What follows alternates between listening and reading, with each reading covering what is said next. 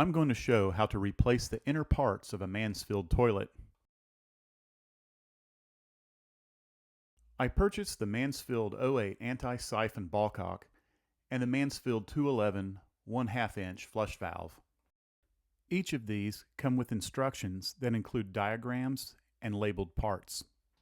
I also purchased the Mansfield Smart Fasten Tank to Bowl Kit. Begin by clearing out the area around the toilet. Then turn off the water supply shutoff valve. Next, remove the lid and set aside. Locate the stop cap where the refill tube enters the flush valve. This will need to be removed by unscrewing it from the valve. In this case, the threads are broken on mine. When I flush the toilet, it simply pops off. Here's a clip of how to remove it on one that's not broken. Once removed, set aside and hold the flush lever down to drain as much water out as possible. Then clean the rest of the water out using an old towel or cloth. Next, locate the coupling where the water supply line enters the tank. Remove the coupling nut by first breaking it loose with a pair of channel lock pliers. Then finish unthreading it by hand. This detaches the supply line from the flush valve shank. I do recommend having a towel underneath in order to catch any residual water. Next, remove the toilet to bowl bolts that are inside the tank.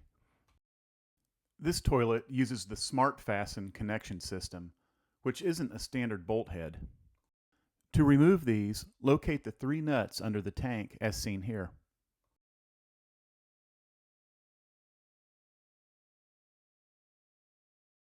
Loosen the nuts using a 7/16 inch wrench, then thread them off with your fingers.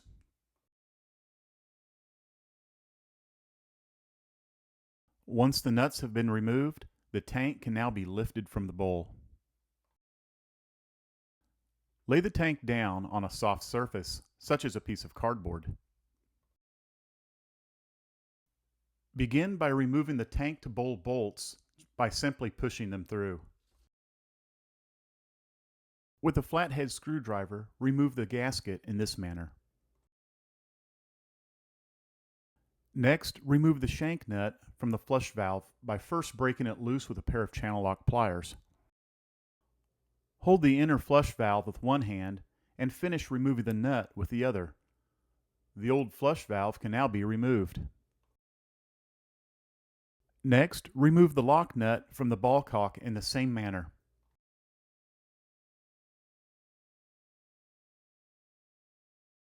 Set the tank on its base and finish removing all of the detached contents within. When removing the old ballcock, dismantle the float rod and the float by simply unscrewing the pieces.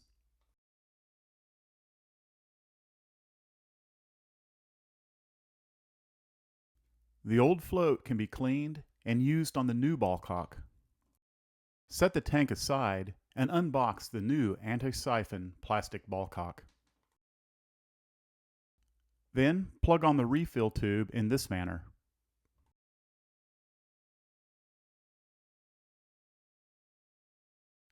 Next, thread the float rod into the lever as seen here.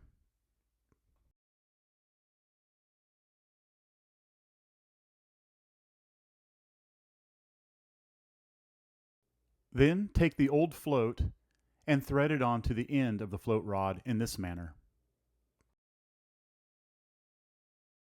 Next, remove the coupling nut and the lock nut from the shank, leaving the black rubber gasket in place. Insert the new ballcock, placing the shank through the hole in the bottom of the tank.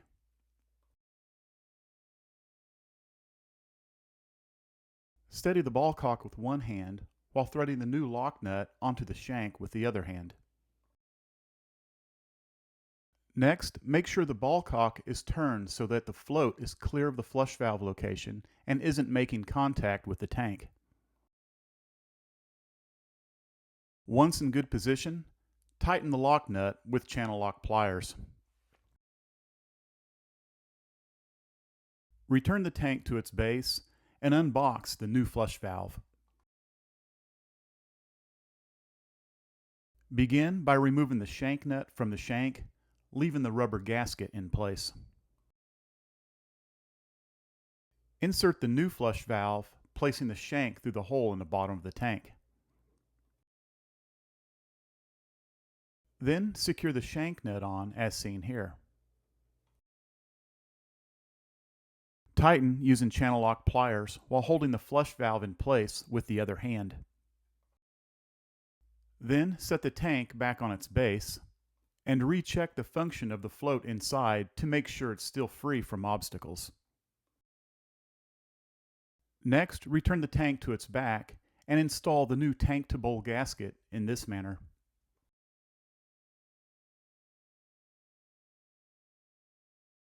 Now, prepare the refill tube for connection.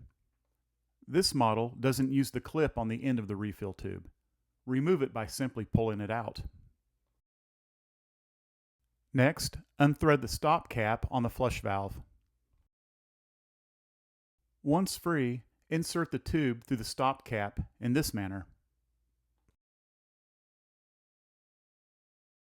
Tuck the tube to the side.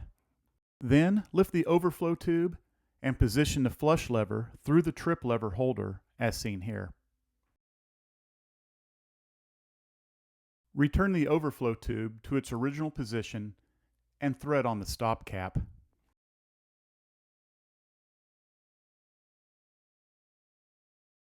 Finally, check the function of the lever to make sure there aren't any obstacles or hang-ups. With the smart fasten bolts in hand, the tank is now ready to be reinstalled. Begin by returning the tank to its original position on the bowl, making sure the gasket is centered and the bolt holes line up. Next, insert the new smart fasten bolts in this manner.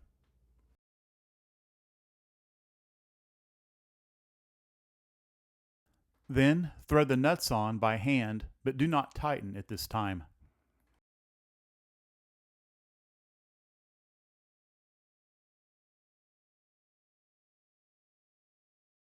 Next, return the water supply line to the shank of the ballcock.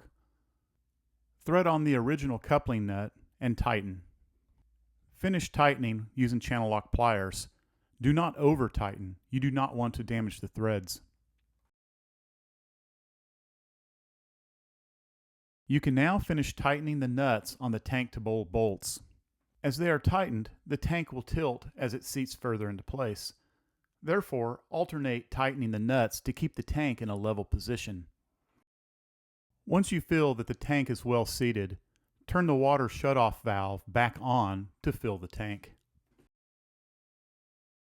Once the tank is filled, check the water level in relation to the top of the flush valve tube. The water level should be 1 inch below the top of this tube. To adjust the water level, simply turn the level adjustment screw clockwise to lower the water level, or counterclockwise to raise it. Once satisfied with the adjustments, check under and around the toilet for leaks. If you discover a leak at any of the connections, simply tighten with quarter turns until there's no leak. Finally, return the lid to the tank, and the toilet is now ready for use.